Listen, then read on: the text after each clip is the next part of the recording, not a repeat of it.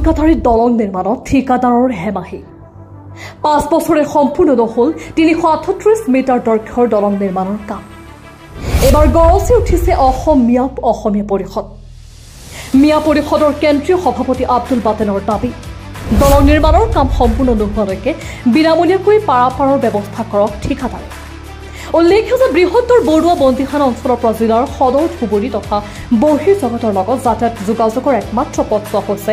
বন্দীখানা আলমগঞ্জ সংযোগ পথ পথছোৱাৰ মাজভাগত থকা ফুলকাটাৰী টিপকাই নদীৰ ওপৰত এখন দলং নিৰ্মাণৰ বাবে 2018-19 দক্ষিণ হালমাৰা জিলা টেৰিটৰিয়েল পথ নিৰ্মাণ বিভাগে 338 মিটাৰ দৈৰ্ঘ্যৰ এখন দলং নিৰ্মাণৰ বাবে এছঅ'পিডি আঁচনিৰ অধীনত মোকলাই দিয়ে 26,20,48,000 টকা কামটোৰ ঠিকা লাভ কৰে পূব বিলাসীপাৰ প্ৰাক্তন বিধায়ক অশোক কুমাৰ সিংহিৰ তত্বাৱধানত থকা গৌতম কনষ্ট্ৰাকশ্যন নামৰ নিৰ্মাণ কোম্পানীটোৱে কামটো 2021 সম্পূৰ্ণ কৰাৰ বাবে বিভাগে সময় নিৰ্ধাৰণ কৰি দিছিল কিন্তু সামগ্ৰিক গতিত কাম চলাই 5টা বছৰে অতিক্ৰম কৰাৰ সময়তে ঠিকাদাৰে মাথোন 150 মিটাৰ কাম সম্পন্ন কৰে যাৰ ফলস্বৰূপে জৰুৱা বন্দীখানা অঞ্চলৰ প্ৰায় 4 লাখৰ অধিক জনসাধাৰণে যোগাযোগৰ ক্ষেত্ৰত অভাৱনীয় সমস্যাৰ সন্মুখীন হ'বলগীয়া হৈছে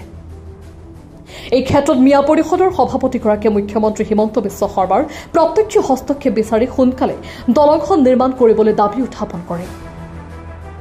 আমাৰ ওচৰত কিছু মন্তব্য আছে শুনাই ল'ব বিচাৰিছো নিউজ ডেস্ক ৰিপৰ্ট প্ৰতিবাদ লাইভ আপোনালোকৰ মিডিয়া বিষয়ববীয়াসকলক মই ধন্যবাদ জনাইছোঁ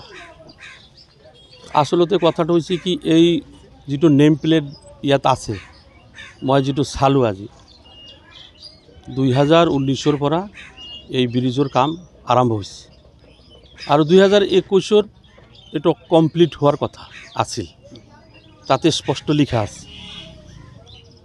তেতিয়াৰ বিধায়ক 2019 বিধায়ক অশোক কুমাৰ সিংহিৰ আৰু বিধায়ক ওয়াজিদ আলী চৌধুৰীৰ এই ফাউণ্ডেশ্যনত 2019 পৰা এই ব্ৰিজখন আৰম্ভ হৈছে আৰু অশোক সিংহি নেতৃত্বত এই কাম চলি আছে আমি সকলোৱে জানো আৰু এটো শ্ৰী গৌতম কনষ্ট্ৰাকশ্যনৰ আণ্ডাৰত এই কাম চলি আছে কিন্তু এটো দুৰ্ভাগ্য যে আজি 3 বছৰত এই কামটো সম্পূৰ্ণ হোৱাৰ কথা আছে 5 বছৰ অতিক্ৰম কৰিলে আৰু যেতিয়া ষ্টাৰ্ট হৈছে এই কামটো হিদিনাৰ পৰাই আমাৰ জিলা উপায়ুক্ত মহোদয় বা ইয়াৰ বিষয়ববীয়াসকলে ইয়াত এটা ফ্ৰী সেৱাৰ ব্যৱস্থা কৰিব লাগিছে পাৰঘাটত কিন্তু তেতিয়াৰ পৰাই যেটো পইচা আজি পাৰঘাটত আমাৰ এই বিস্তীৰ্ণ অঞ্চলৰ এই দৰিদ্ৰ ৰাইজে যেটো ভোগ কৰি আছে প্ৰায় বছৰত 1 crore টকা দিব লগা হৈছে পাৰঘাটৰ ভাড়া তেনেহ'লে 5 বছৰত কিমান হৈছে আমাক হিচাপ লগাব লাগে এই দৰিদ্ৰ মানুহৰ ওপৰত ইমান চাপ পৰাৰ কি যুক্তি আছে চাপ দিয়াৰ কি যুক্তি আছে কোনো যুক্তি নাই মই এই অঞ্চলত কিবাবাৰ আহি পেলাই মই এই পাৰঘাটত মানে পাৰ হতে যেটো অৱস্থা দেখিছোঁ প্ৰায় 25-30টাকৈ চেলো বেলেগ মেজিকো কেতিয়াবা উঠা দেখা হৈছে মানুহ তাত উঠে তাত দুৰ্ঘটনা ঘটাৰ সম্ভাৱনাটো যথেষ্ট প্ৰকট হৈ থাকে বুলি মই এইটো পৰিলক্ষিত হৈছে গতিকে এতিয়া কথাটো হৈছে কি অতি সোনকালে আমাৰ ধুবুৰী জিলা উপায়ুক্ত মহোদয় এই পাৰঘাটৰ ফ্ৰী কৰি দিব লাগে অতি সোনকালে এইটো ফ্ৰী কৰাৰ আমি দাবী তুলিছোঁ অসমীয়া পৰিষদে এইটো অঞ্চলৰ ৰাইজৰ দাবী আমাৰ পৰিষদৰো দাবী ইয়াত পাৰঘাটৰ পইচা নিদিয়াকৈ যোৱাৰ ব্যৱস্থা অতি সোনকালে উপায়ুক্ত মহোদয়ে এই ব্যৱস্থাটো কৰিব লাগে তাৰ দৃষ্টি আকৰ্ষণ কৰিবৰ কাৰণে অসম চৰকাৰলৈ আপোনালোকৰ মাধ্যমৰ জৰিয়তে আজি মই আহ্বান জনাইছোঁ এটা হৈছে 300 কিলোমিটাৰ দৈৰ্ঘ্যৰ এটা সৰু দলং আৰু ইয়াৰ পাছৰ দলং কাম সম্পূৰ্ণ হৈছে কি ৰহস্য বুলি ভাবে কামটো নোহোৱাৰ ইয়াত আমাৰ এই বিস্তীৰ্ণ অঞ্চলৰ এতিয়া ধৰক এই বিস্তীৰ্ণ অঞ্চল যদি মই চাওঁ কাটলামাৰী পদ্মেৰালগা বন্দীখানা আদি কৰি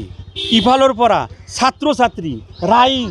বস্তু বাহানি লৈ পুৱাৰ পৰা আৰম্ভ কৰে মানুহ আলমগঞ্জ গৌৰীপুৰ ধুবুৰী বিলাসীপাৰাৰ ইফালে আকৌ আবেলিত দেখা যায় এই পাৰঘাটৰ এই চেলো নাওখন ভৰ্তি হৈ অতি ৰিক্সত মানুহ পাৰ হ'ব লাগে তো ইয়াত ৰহস্য বুলি কি আছে পৃথিৱীত ৰহস্য কি আছে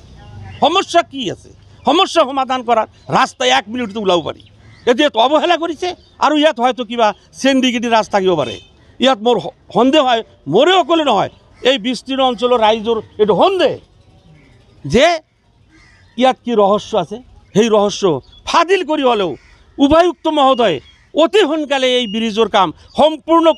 কৰাৰ বাবে নিৰ্দেশ জাৰি কৰিব লাগে আৰু এই নিৰ্দেশৰ বাবে আমি অসম চৰকাৰলৈ আহ্বান ৰাখিছোঁ অতি সোনকালে এইটোৰ সমাধা